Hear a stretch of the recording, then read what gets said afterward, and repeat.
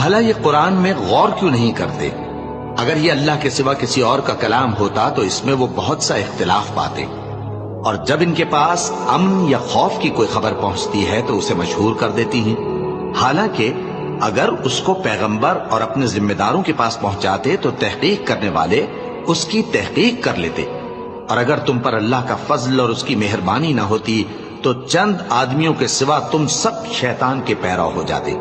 سو اے پیغمبر، اللہ کی راہ میں لڑو، تم اپنے سوا کسی کے ذمہ دار نہیں ہو، اور مومنوں کو بھی ترغیب دو،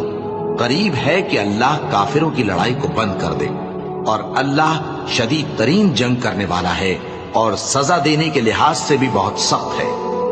جو شخص نیک بات کی سفارش کرے تو اس کو اس کے ثواب میں سے حصہ ملے گا، اور جو بری بات کی سفارش کرے اس کو اس کے عذاب میں سے حصہ ملے گا، اور اللہ ہر چیز پر